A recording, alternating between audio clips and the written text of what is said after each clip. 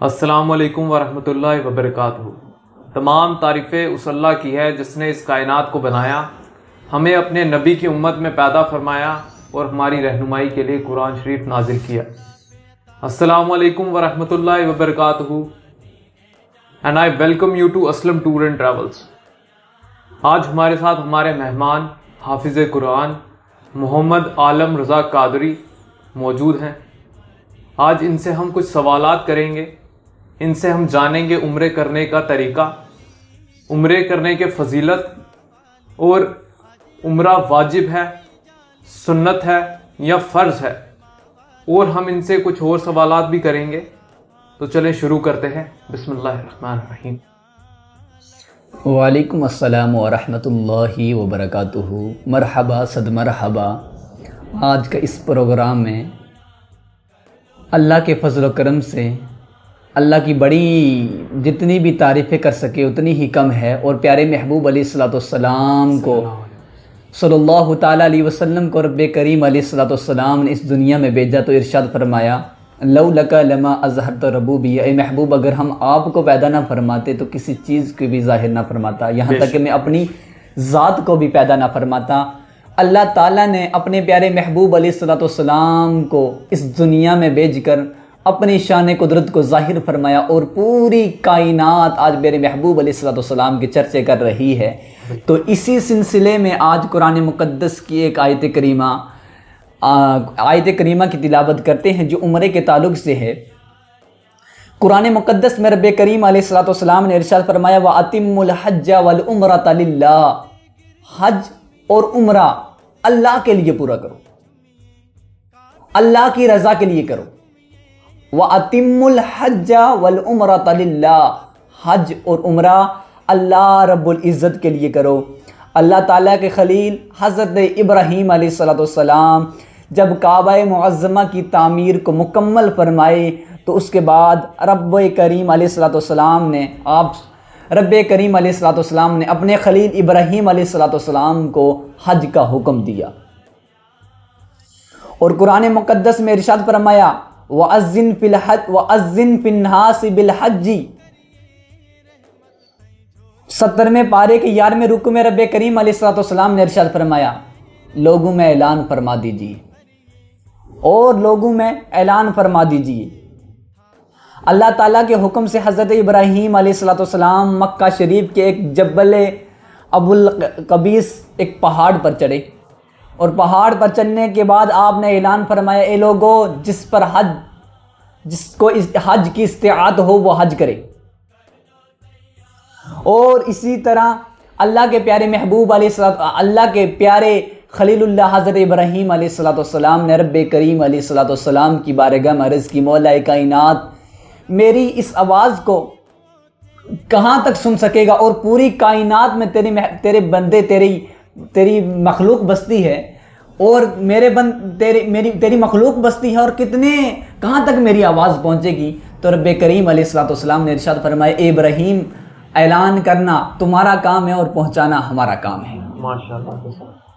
اور پھر حضرت ابراہیم علیہ الصلوۃ والسلام نے اعلان فرمایا اے لوگو جسے حج کی استطاعت ہو، طاقت رکھتا ہو وہ حج کرے، وہ عمرہ کرے، جس کے اندر استطاعت ہو۔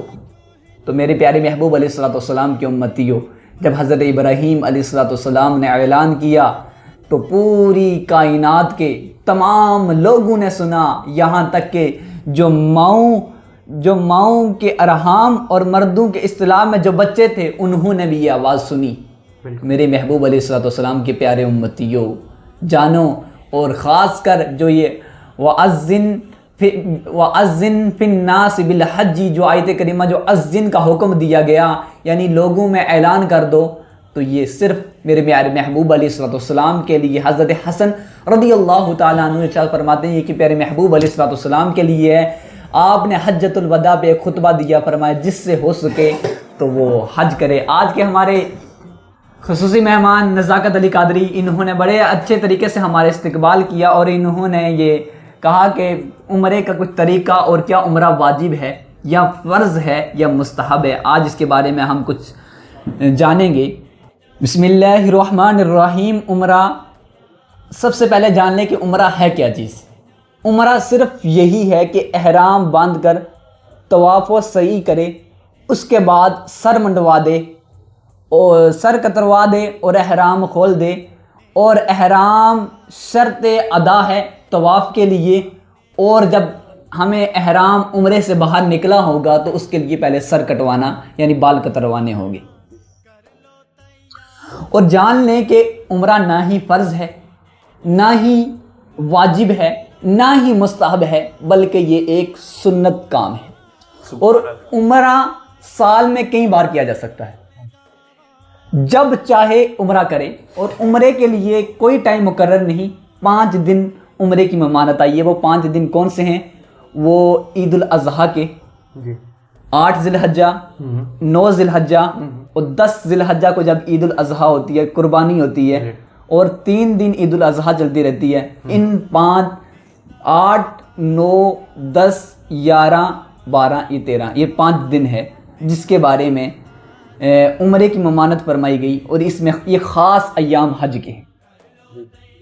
جان لیں کہ عمرہ سنت ہے، نہ ہی فرض ہے، نہ ہی واجب ہے، اور نہ ہی مستحب ہے، یہ سال میں کئی بار ہو سکتا ہے، اور عمرے کے لیے وہی شرطیں ہیں جو حج کے لیے شرطیں ہیں۔ تو جانیں حج کے لیے کون سی شرطیں ہیں۔ سب سے پہلے حج کے لیے شرط یہ ہے کہ مسلمان ہونا، سب سے پہلی شرط مسلمان ہو، اور اگر دوسرا دارالحرب میں ہو۔ دارالحرب اس ملک کو کہا جاتا ہے حضرت جو جس میں اسلامی حکومت نہ ہو، جس طرح ہمارا ہندوستان ہے یہ دارالحرب میں آتا ہے، اور سعودیہ یہ دارالحرب میں نہیں آتا۔ دارالحرب کفار کے علاقے کو کہا جاتا ہے دارالحرب۔ جی، اور جان لیں کہ سب سے پہلی شرط یہ ہے کہ وہ مسلمان ہو۔ پھر دوسری شرط یہ ہے کہ اگر دارالحرب میں ہو یعنی غیر مسلم علاقے میں ہو تو اس کو فرضیت کا علم ہو کہ میرے اوپر عمرہ حج فرض ہو چکا ہے، اور تیسرا بالغ ہو۔ جان لیں، بڑی غور کے ساتھ سنیں کہ عمرے کے لیے حج کے لیے بالغ ہونا بھی شرط ہے، اور تیسرا عاقل ہونا، عقل مند ہو، پاگل مجنون ان پر عمرہ فرض نہیں ہے۔ اور جان لیں کہ آزاد ہو، اگر کسی کا غلام ہو تو اس پر بھی عمرہ فرض نہیں ہے۔ تندرست ہونا، اتنا تندرست ہو کہ حج کو جا سکے، لہذا اگر اپاہج یا اندھا جس کے پاؤں کٹے ہو، اتنا بوڑھا ہو کہ سواری پر خود نہ بیٹھ سکتا ہو، اس پر عمرہ فرض نہیں، اس پر حج فرض نہیں۔ یہی عمرے کے شرائط ہے۔ یاد رکھیں کہ مسلمان ہونا اور عاقل ہونا، بالغ ہونا، مسلمان ہونا اور تندرست ہونا، کہ ایسا ہو کہ نہ ہی اندھا ہو، نہ ہی اتنا زیادہ بوڑھا ہو کہ خود گاڑی پر نہ رہ سکے، نہ خود بیٹھ سکے، تو اس پر بھی عمرہ فرض نہیں۔ اور پہلے تندرست تھا۔ دوسری شرط یہ بھی پائی جاتی ہے کہ پہلے تندرست تھا لیکن جب حج نہ کیا، پھر اپاہج ہو گیا، اندھا ہو گیا کسی مرض کی وجہ سے، اب وہ حج نہیں کر سکتا، تو وہ اپنے پیسوں کے ذریعے سے کسی دوسرے کو بھیج کر حج بدل کروا سکتا ہے۔ جی۔ اور چوتھی شرط یہ ہے سفر خرچہ کا مالک ہونا، سواری کا مالک ہو، اور اپنے تمام اموال، تمام کام وہ خود بخود کر سکتا ہو، تو اس پر حج فرض ہو جاتا ہے۔ اور یہی شرائط اس کے لیے عمرے کے لیے یاد رکھیں۔ پھر اور حج کے لیے بھی وہی سنتیں ہیں، اور عمرے کے لیے بھی وہی سنتیں جو حج کے لیے ہے، اور عمرے کے لیے بھی وہی مستحب، وہی واجبات ہیں۔ یاد رکھیں کہ عمرے میں ایک واجب ہے، عمرے میں ایک فرض ہے، وہ طواف باندھنا۔ جی، احرام کی حالت میں طواف کرنا۔ جی جی، میرے کچھ اور سوال ہیں، جیسے احرام کی حالت میں ہمیں کیا کیا کرنا چاہیے، ہمیں کن باتوں سے دور رہنا چاہیے؟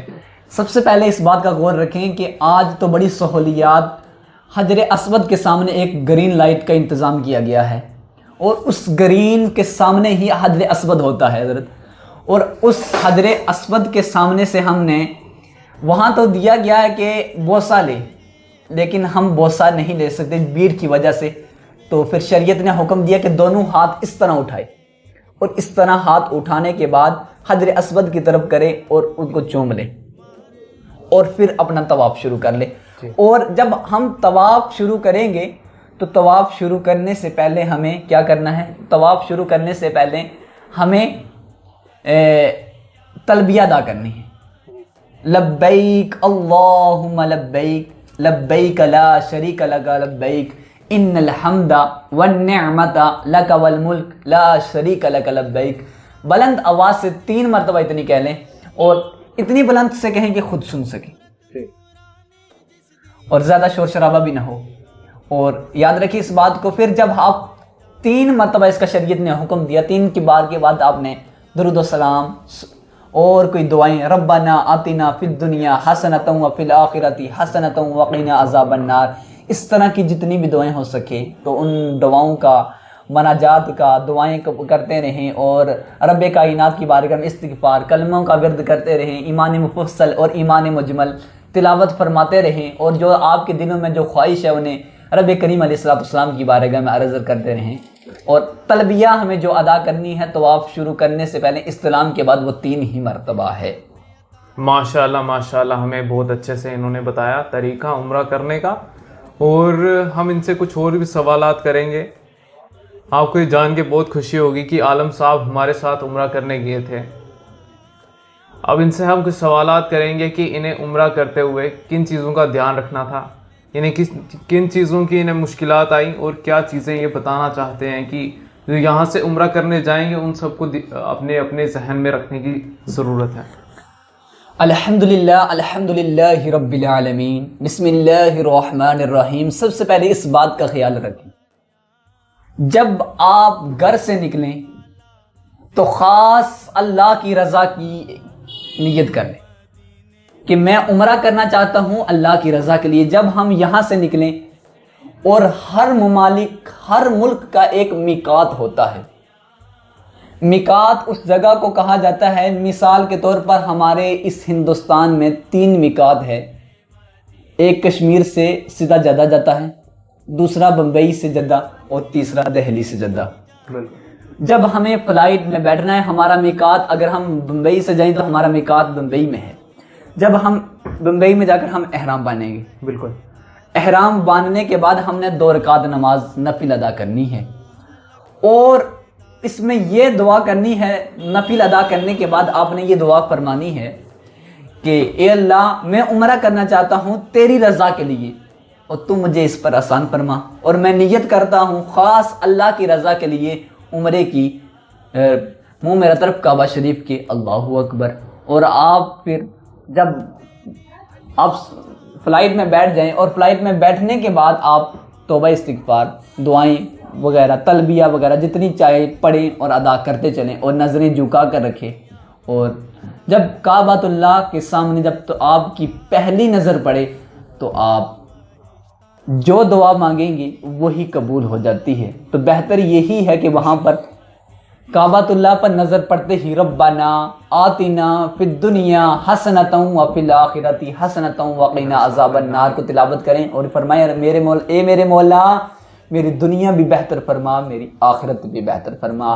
یاد رہے میرے پیارے محبوب علیہ الصلوۃ والسلام کی امتیوں، جب گھر سے نکلو تو خاص اللہ کی رضا کے لیے عمرہ کرنے کی نیت کیجیے۔ الحمدللہ میں نے اس پلیٹ فارم سے اس مرتبہ بھی عمرے کی سعادت حاصل کی، اور ان کے ساتھ ہمارے ساتھ ہی حضرت بھی گئے تھے، اور انہوں نے بھی الحمدللہ ہر مقام پر آپ کو زیارت بھی، ہر صحابی، جنگ بدر ہو، جنگ احد ہو، جنگ خیبر ہو، یا غار ہیرا ہو، غار سور ہو، میدان عرفہ ہو، مزدلفہ ہو، جبل رحمت ہو، مینا ہو، عرفات ہو، آپ کو ہر جگہ کی زیارتیں کی جائے گی۔ یہ آپ کے لیے خوشخبری ہے کہ آپ اس پلیٹ فارم سے اپنا نمبر ڈائل کیجئے اور ان سے رابطہ کیجئے۔